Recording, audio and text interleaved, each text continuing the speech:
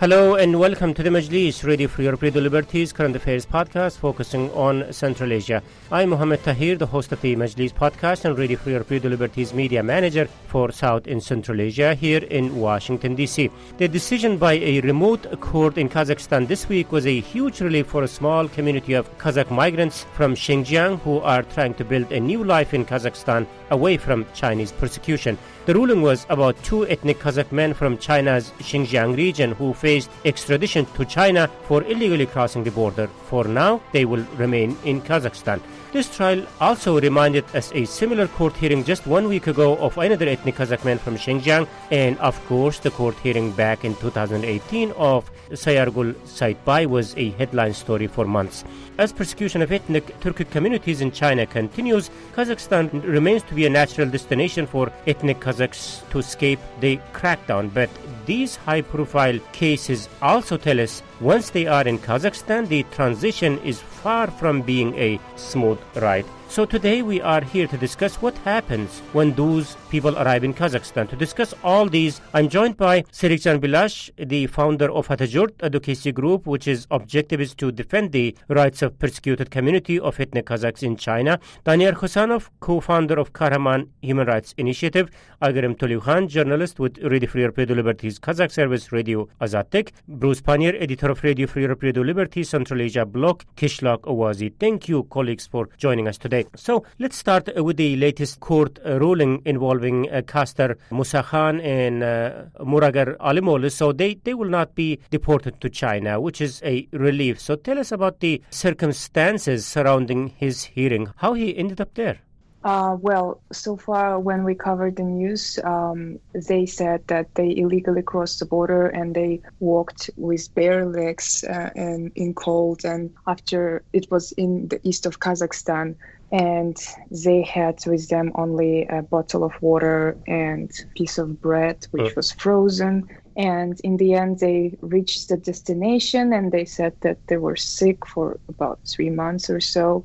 But these two ethnic Kazakhs, Kastar Musakhanoglu and Muragar Alimoglu, they have received a lot of public support in Kazakhstan. Right. Because we have seen a number of protests demanding to not deport these Kazakhs back to China in different cities of Kazakhstan. And there were one-person pickets and different rallies as well. This was a high-profile case, I think, because this was a case when the security services, I think, were involved. Before the court decision was announced, they said that these two guys will be deported to China, although the court was still ongoing, and this would violate international commitments of Kazakhstan if they would deport them to these refugees back to the country where they come from. Daniel, I have seen a couple of tweets from your organization, Kahraman Human Rights Initiative.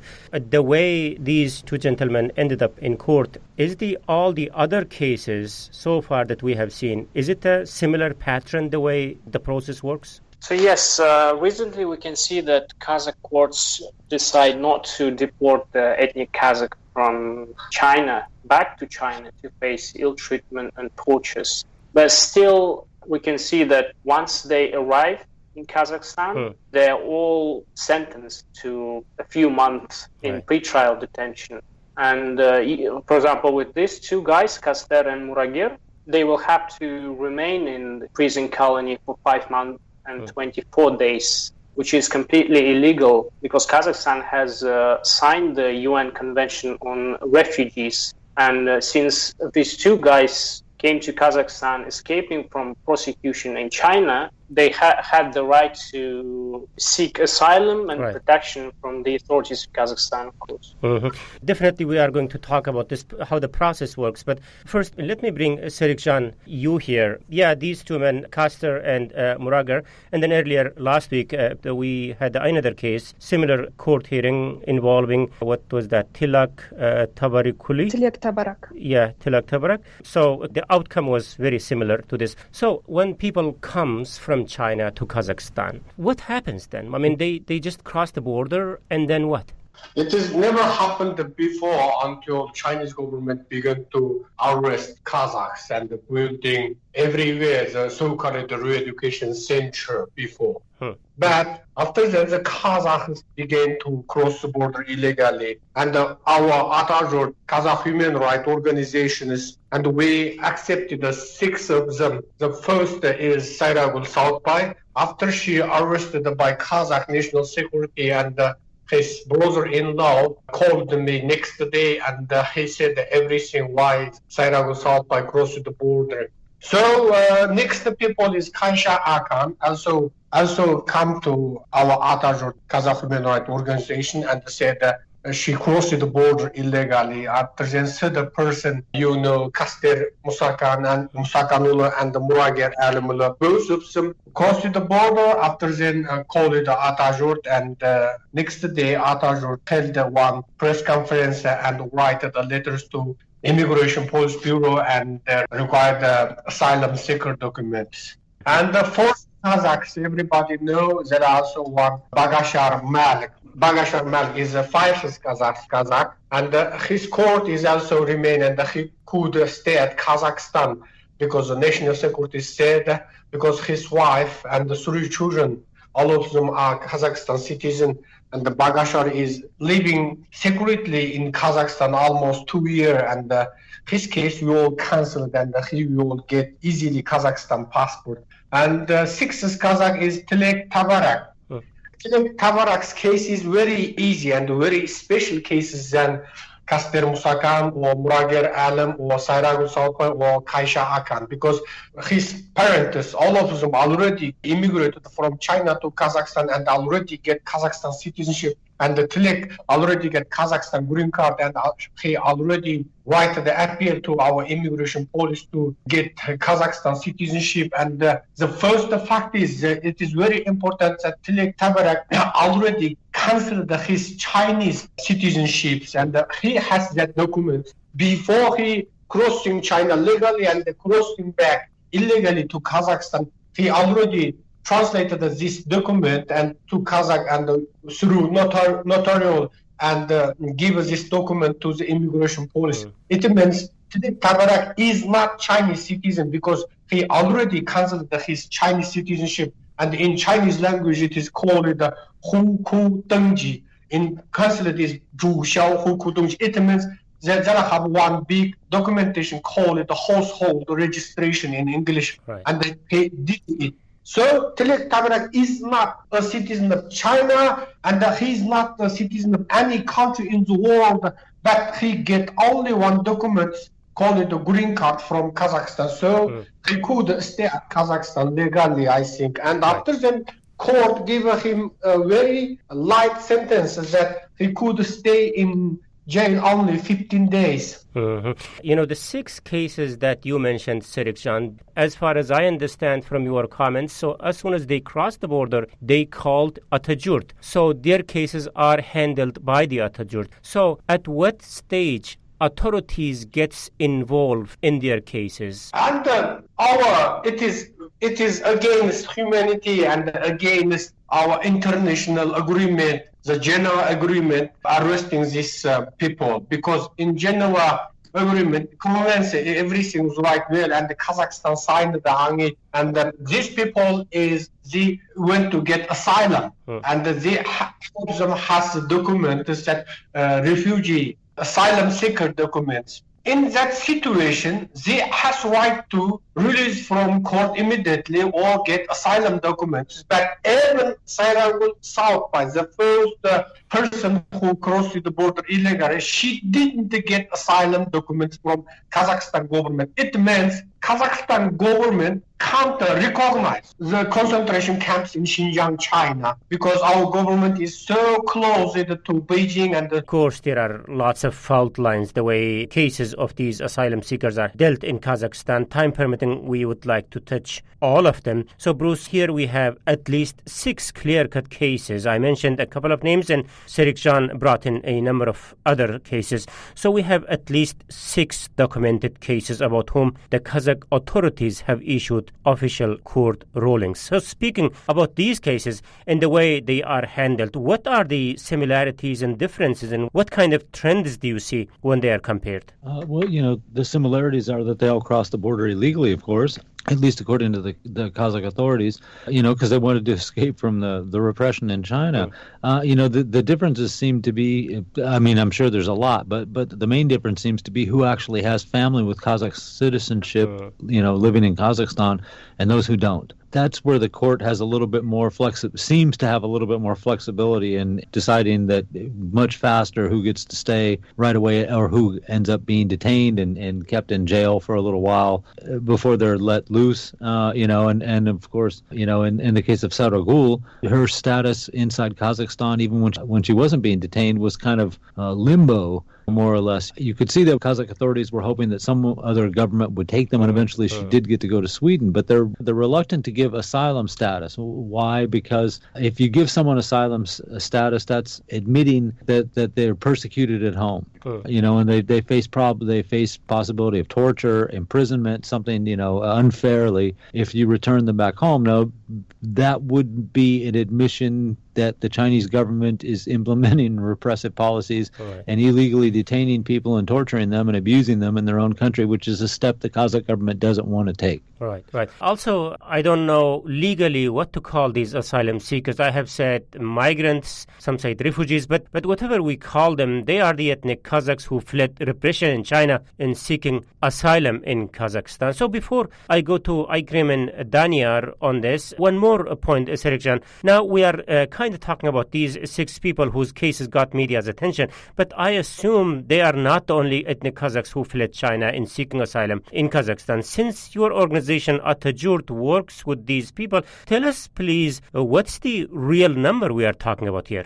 And one of the famous journalists in Kazakhstan called Dr. Jakash published one post a few months ago, and he said that 28 Kazakhs deported back to China last year, 2019, and he's a very famous journalist, and I believe this information, but we don't know how could he get that information. And I believe that the Kazakhs who crossed the border illegally, it must be more than 6%, and all of them, maybe only 2 kinds of situation. Maybe they just living at Kazakhstan illegally, or they already arrested or sentenced, already arrested or deported back. Because 2 years ago, while we were traveling to the East Kazakhstan province, we visited every village, every township, because we went to collect the information about re-education camps in Xinjiang, and we made the video testimonies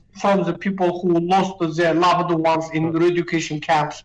And at that moment, the ethnic Kazakhs who living in East Kazakhstan told us that there are so many Kazakhs in the village of East Kazakhstan province will disappear suddenly. Nobody knows why they disappeared. And after that, they get information that the Chinese government will pay for our black hands people or the criminal groups or our bureaucracy, policemen or national securities pay for them. Every Kazakh more than 10,000 and requires them deport to back China, and somebody, maybe some criminal groups working like that, and arrest these people's security and deport them secretly and get money from Chinese side. Igrim, is your reporting confirms what Serikjan is saying about the deportation of these people through illegal channels? I have heard unconfirmed reports that there were some 24 Kazakhs who were deported back,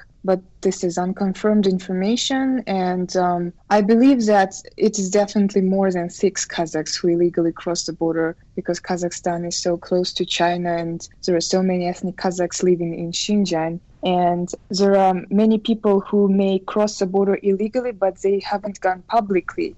They're still waiting, and maybe they're trying to negotiate with authorities behind the scenes without involving the press.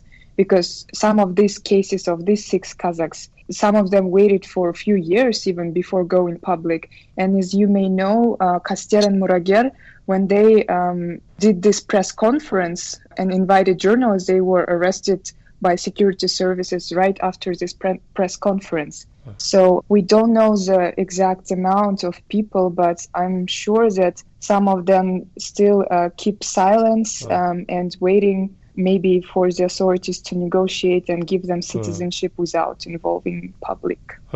Yeah, coming up with a concrete number is a difficult question, especially when you are talking about the type of threat people are faced for making themselves known to the authorities. But regardless of the number, they are the constant headlines coming out from Kazakhstan lately. So let's move on. Daniel, your organization, Kahraman Human Rights Initiative, has been campaigning for the rights of these asylum seekers. So once their cases reach to the courtrooms, then what happens? How it proceeds from there? Do they have lawyers, and are they comfortable with the type of defense they get in the hearings? So please walk us through this process. To be honest, we're not working with lawyers in cases of ethnic Kazakhs. I think it's the work of Atajur. They contact all the lawyers and they work closely with the lawyers. I can tell you briefly about the procedure. Sure, yeah, Agrim, yeah, go ahead. I have been talking to more than 100 of ethnic Kazakhs from Xinjiang.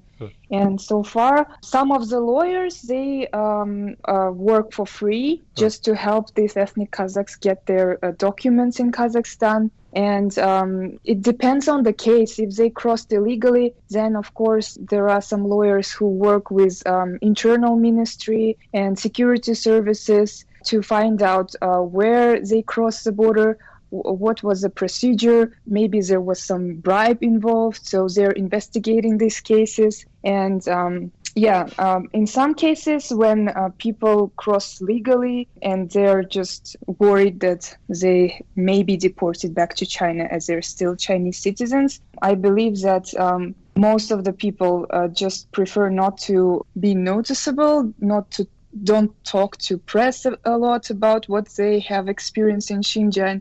But in general, the procedures when you come to Kazakhstan, you contact these international organizations or local human rights organizations like Atajur, like International Legal Initiative, or some lawyers who are involved in migration issues. And they help you to write this paper where you ask for either asylum or for citizenship. And then you explain the situation. If you have some of the relatives who are already Kazakh citizens, or if you have already this residence permit in Kazakhstan, then this may ease the procedure. For example, with the case of Kaysha Akan, she didn't have these stamps on her passport that she crossed the border as she crossed it illegally through Horgos. In her case, it was a bit more complicated, and I know that there was some investigation involved to understand how exactly this happened.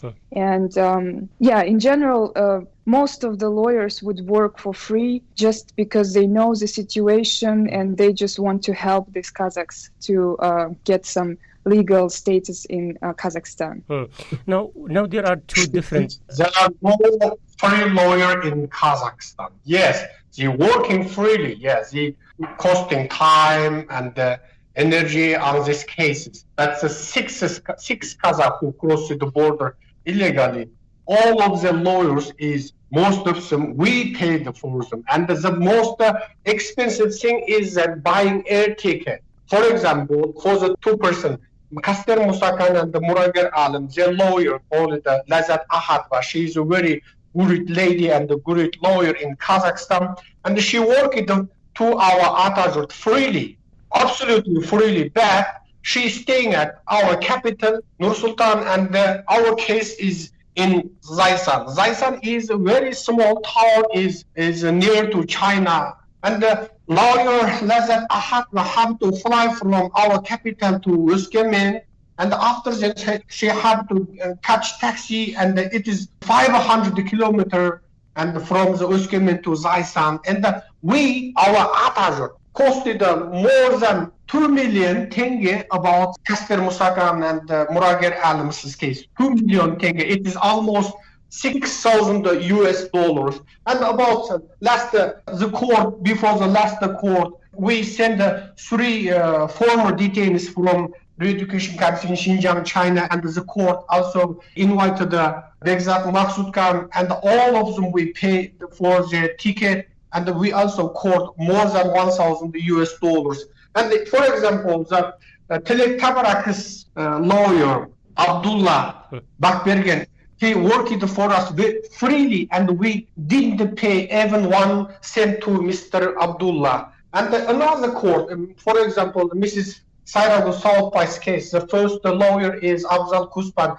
He said that he working for us freely, and he buy the air ticket freely back, arranging the cars, arranging taxis, hotels, sending people and accepting people. And after that, he also get money from Sairago's husband, and it is not free. And all things is organized by Atajurt. In Kazakhstan, there are so many human rights organizations. But about the escapers or about the people who crossed the border illegally, most of them are afraid to broke something or broke some law. So I always made the announcement that Atajurt is never thinks the Chinese re-education things is private things. So everybody or any kind of organization could involve this and could help these people.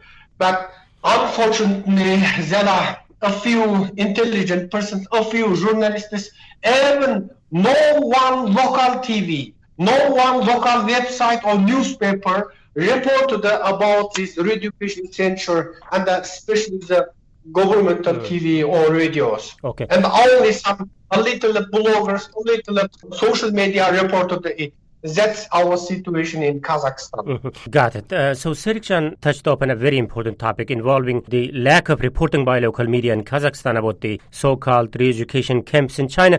That aside, do they report the court hearings involving ethnic Kazakhs who are already in Kazakhstan seeking asylum?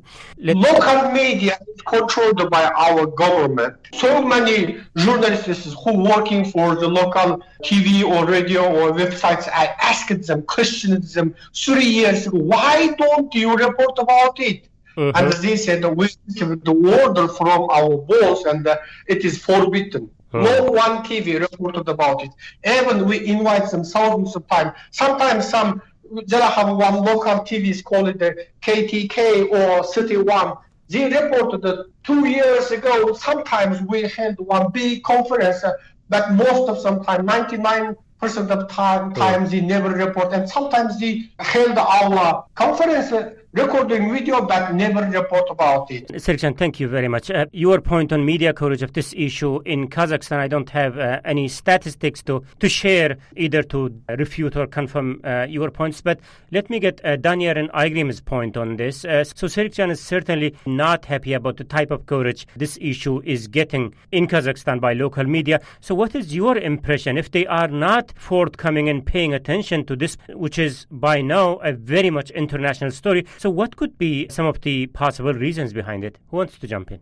I think... Okay, Daniel, go first. Okay, yeah, sure. Thanks. Well, I just wanted to say that about a year ago, when I first started reporting about this, there was indeed lack of coverage from local media about this issue. And also the Atajurt organization was located right in the heart of Almaty. There were very small amount of journalists from local media who would come to the press conferences of Atajurt. And I have covered this Xinjiang issue for international media, and then I guess that's how it works. When international media, something is published about Kazakhstan, then local media can write about it, referencing international media. And like right now, I have noticed there is much more coverage of the Xinjiang issue from the local media. There are some independent local media covering this and not so independent. I have noticed that journalists go and interview these people who were in the camps, who were in Xinjiang, and it's just getting more attention.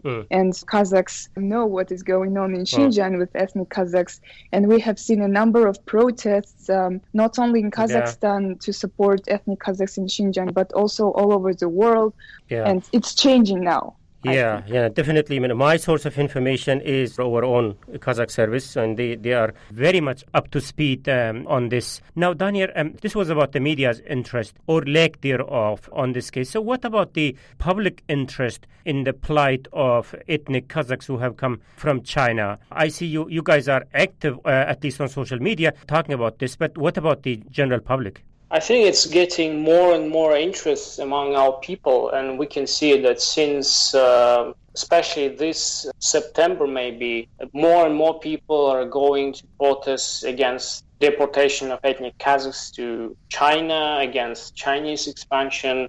I think all these topics are linked together, and especially because now we have access to YouTube, Facebook, Instagram, to the works of Atajurt, and we can see that this problem is not just imaginative, it's a real problem. And these ethnic Kazakhs are at risk of being deported to Xinjiang. That's why I think more, and we can see that especially during the last court of Kaster and Murager, I saw about maybe several dozens of people who came from different cities of Kazakhstan to support them.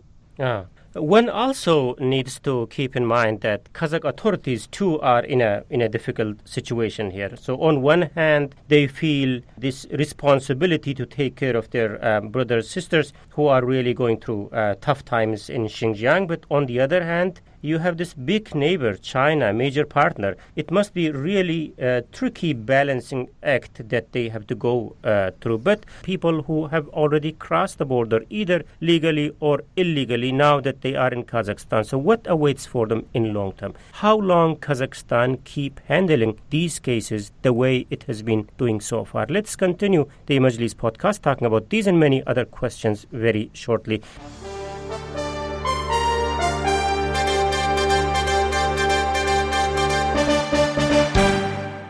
But before that, let me recap the debate that today on the Majlis podcast. I'm joined by Serikjan Bilash, founder of Atajurt Advocacy Group, and Daniel Khasenov, co-founder of Kahraman Human Rights Initiative, Aygerim Toluyukhan, journalist with Radio Free Europe, Radio Liberties Kazakh Service Radio Azattik, Bruce Pannier, editor of Radio Free Europe, Radio Liberties Central Asia blog, Kishlok Awazi. I'm Mohammed Tahir, Radio Free Europe, Radio Liberties media manager for South and Central Asia here in Washington, D.C., and we are discussing the plight of persecuted ethnic Kazakhs from China once they escape the country and arrive into Kazakhstan. So, Bruce, let me bring you in here. So, yes, as we were talking about earlier, Kazakh authorities are also in a strange situation here. So far, the authorities have been resisting Chinese demands to deport, at least in the case of these 6 people. But they are walking on a really tight roof, isn't it? Yeah, without a doubt. And a moment ago you mentioned that they're in a hard place with, trying to deal with this and figure out what to do about their own people. That's my recollection when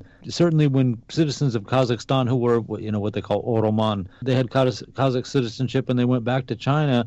And then they started disappearing. The Kazakh authorities didn't want to talk about it very much. It really was groups like Atajurt that brought this up and then caught the interest of foreign media and put the Kazakh government in a position where they really had to start responding to this a little more publicly than they had. So I think they were very reluctant to even pay any attention to it and certainly not to comment on it at first. Now they have to do something about it. Of course, the big problem, as you mentioned, is what does happen to the people that get into the country? Well, if they have family members, then, I suppose you can get the citizenship process. But, for the ones that might not have family members, this is going to be problematic. I mean, what will be the status of some of these people when their admittedly short jail terms come to an end? We mentioned that in the case of Saragul, she was fortunate that Sweden took her. But what happens if that doesn't happen? That's one of the big problems. And another one, I think, that's coming, and you can see it. We've talked about the fact that there's surely more than 6. Yeah. Now, if word gets out that this is, if you can get to Kazakhstan, you're ethnic Kazakh, you can get away from this stuff in Xinjiang, then there's going to be a lot more people coming. And what will the Kazakh government's policy be on that? What happens when it's hundreds of people or thousands? Potentially, because this is the only sanctuary these people have. If they stay in China, they run huge risks. there's really nowhere else for them to go. And you're right, the Kazakh government has a problem. I think they should just fall back on the UN agreements, on something like this, and say that we can't send these people back because they say that they're unsafe if we send them back. And it looks like there's other governments that have said, the U.S. government is one that says that they're aware of the fact there's these camps in China and that there is this kind of discrimination. It looks like, Bruce, at least in the last case, the case of Koster and the other, what was the name? In that case, the judge said that if they are deported to China, they could face persecution. But I don't know what was the resolution in the previous cases, but what is thinking behind when they are given like a, let's say, 1 year, 6-month prison term? What's going on through the minds of authorities when they decide in terms of these short-term kind of rulings? Like I said, I think they're hoping that the same thing happens with these people that happened with Saura Gul. And in the case of if you're only talking about a few people, that's absolutely possible. I would be willing to bet that there are going to be countries that will offer asylum to these people, European countries that will say, yes, we'll take them because there's only a few. What happens when there's a lot more? That's going to be the question. What happens when it's dozens of people? Are they still going to be able to find homes somewhere, or countries that will take them in? This process can't go on forever. And so far, the Kazakh government's been pretty fortunate that they've been able to get out of this. But I don't think time is on their side. They're going to have a set policy about what happens when ethnic Kazakhs show up illegally in Kazakhstan. They're going to need to say that this is what happens when these people show up and make that known to the people of the country and other governments. I agree more. Maybe Serikcan can jump in here, but very briefly. Now, on a related question, of course, there has to be a legal procedure of some sort to deal with these types of cases. So other than these 6 cases, what about the rest? Have they been getting citizenship or some sort of documents? I'm talking especially about the ones who arrived in recent months to Kazakhstan. Yes, they're getting citizenship. I have talked to a number of people who actually gave a very exposing and revealing interviews to international media, but they were given citizenship, and now they're building their new life in Kazakhstan. And regarding this problem that Kazakhstan might face in the future, I think their strategy will be not to make it public. There may be some court cases that haven't gone to the journalists, or these people, ethnic Kazakhs, didn't go publicly and tell about their story of escaping. So, and also, I just wanted to say that although they didn't seem to be doing anything in public, there were actually cases when high-level diplomats were involved and they were talking with Chinese diplomats to release certain people, or they issued some emergency documents for those people who had Kazakh green cards to be able to leave China, and etc., etc. So they are doing what they can, but try not to make it too public so that there won't be a lot of discussion, because that will be definitely a problem and China will be angry as well. So this is a difficult situation, but behind the scenes we can see that these people who have fled Xinjiang or who came to Kazakhstan legally, they're getting citizenship.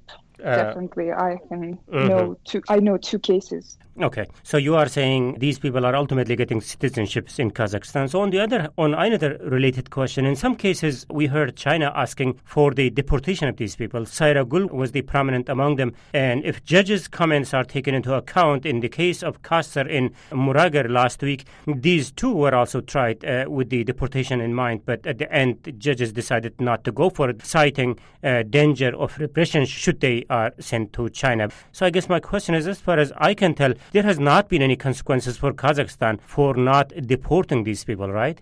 But China didn't ask them to extradite them openly. China did or did not? Did not.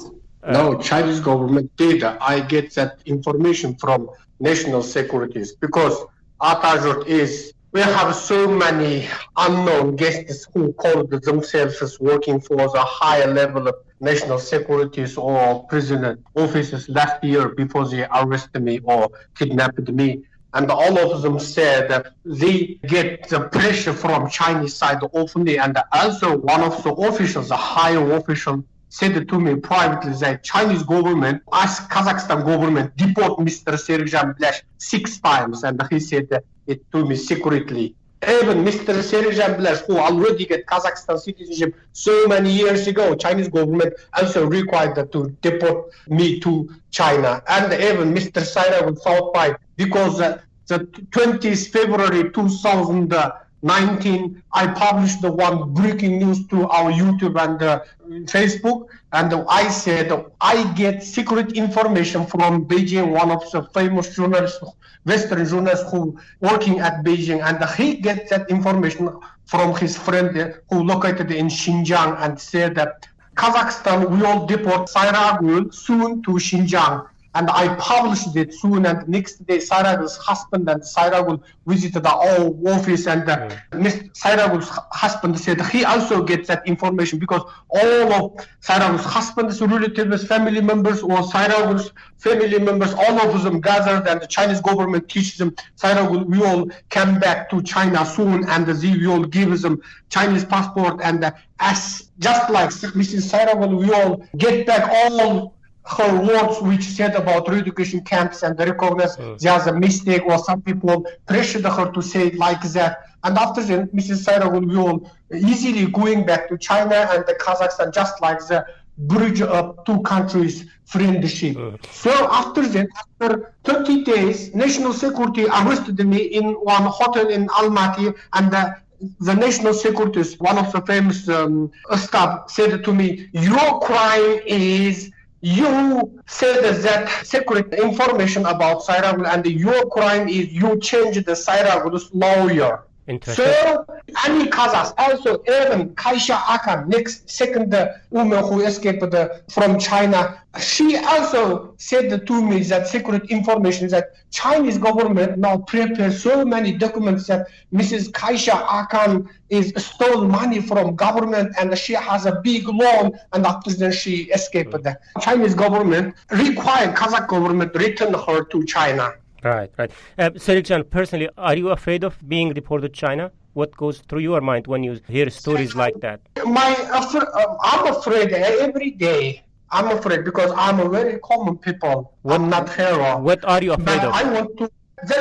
Deporting is two kinds. Kidnapping maybe. Never happened official deportation because I already got Kazakhstan citizenship so many years ago, and it is impossible. But there have only one way stopping us, because our government want to stop our activities, not only mine and all the other activities. No, the pressure is very clear there. The fact that you were taken into custody already tells us a lot about how difficult is it to defend those people who are in a difficult situation in Kazakhstan. So, earlier Bruce kind of hinted, but I need to also wrap up the discussion here very quickly. But just one or maybe two last points here. So, apart from these 6 high-profile cases, imagining that there are thousands of other ethnic Kazakhs who have already come and who don't have any status yet. So how they live, how they survive in Kazakhstan? Can they get employment? Can they work somewhere? Can I jump in? Sure. If these people have Kazakh residence permit or Alman documents, they are allowed to work officially in Kazakhstan, and they also are eligible for free healthcare, the same as Kazakhstan citizens. And in general, if they have this Oralman document, they should have no problem to live and work in Kazakhstan. But for some of them, their documents are expired, or their Kazakh visas are expired in their Chinese passports, or their Chinese passports are expired. And that's when the problems comes in. But so far, what I know from people who come from Xinjiang, many of them face a very difficult financial situation. They are forced to change houses to find a cheaper one. And they don't have much money to even provide food for themselves. And there is like a community help that from ethnic Kazakhs in Xinjiang, I believe, that they collect money and help for those in need. And that's how it works. But the majority, they're struggling financially, unfortunately. Okay, in short term, yes, they managed to escape Xinjiang, that persecution, either legally or illegally. They came to Kazakhstan, and now they are in Kazakhstan. So, what's the long-term plan here, Serikjan? What's their future looks like? It is so dangerous. Nobody knows about it. If the Chinese soft power at Kazakhstan pay our national security or immigration police, anytime they will arrest these guys who are staying at Kazakhstan illegally and deport them. Because it has happened there and published in our local websites. One of the Kazakhs deported by our local policemen by the requirement of the Chinese police. It is already published there and it has happened in Kazakhstan. So just like because 1 year ago, Kyrgyz people said that the Kyrgyz who from China who's from China and living in Kyrgyzstan, the Kyrgyz, the criminal groups arrest them and send them to China. One Kyrgyz, it is cost $7,000 and one Uyghur costs $5,000. And this unconfirmed information said to me by Kyrgyz people because we recorded more than 20 or around 30 testimony video from Kyrgyzstan because they lost their loved ones in Xinjiang, China, because they have one Xinjiang Autonomous Prefecture in Xinjiang. Mm-hmm. That's very chilling. So what you are saying is some criminal groups in Kyrgyzstan are deporting Uyghurs or ethnic Kyrgyz from China who are already in the country in exchange for money by Chinese authorities. So I guess we will come back to this topic soon again. I see there is a lot to talk about on China's growing influence machine in the region and the involvement of these criminal groups as Chinese proxies. But let's end the debate with a final note from you, Bruce and Daniel. So here is the deal. These people, many of them are undocumented. They are in a limbo situation in Kazakhstan. And on the other hand, Kazakh authorities are also in a tough spot. And given the situation in Xinjiang, a number of people asking for shelter in countries like Kazakhstan only to grow going forward. So what is the best solution for Kazakhstan to handle this situation? I think the Kazakh authorities will somehow change the procedures of getting temporary residence permit and then permanent residence permits. So in order to avoid granting them political asylum, they will somehow grant them residence permit. And then after some years, Kazakhstani citizenship. I think it's the most convenient way for them, maybe the safest way to balance between China and the United States. Bruce, what's your thinking on that? No, I think that's right on the mark. That's exactly what they should do. What I'm afraid is going to happen is that the Chinese and Kazakh governments will reach an agreement that the border has to be much more secure. And they'll probably come to some understanding that if the ethnic Kazakhs are already in Kazakhstan, yes, they get citizenship. But in the meantime, the Chinese and Kazakh border guards will be strengthened, and they'll do everything they can to prevent anybody from coming across the border. I mean, so far, it's not easy, but it's possible. But I think that China will insist that, fine, if you're going to do that, then you have to make it impossible for anyone to cross the border. It's a long border. That'll be tough, but that'll probably be the agreement they come to, which is very unfortunate. But I would imagine that will be the trade-off. So with this, unfortunately, we have to end the discussion here. Thank you very much, Bruce Pannier, editor of Radio Free Europe, Radio Liberty Central Asia blog Qishloq Owazi. And big thanks goes to Serikjan Bilash, the founder of Atajurt Advocacy Group, Daniel Khasanov, co-founder of Kahraman Human Rights Initiative, Aygarim Tolukhan, journalist with Radio Free Europe, Radio Liberty's Kazakh service, Radio Azadtek. Thank you very much, colleagues, for being with us today. Thank you. Thank you. Thank you. Thank you. And this is from me, Mohammed Tahir, Radio Free Europe, Radio Liberty's media manager for Southern Central Asia. Please join us next week. Until then, bye-bye.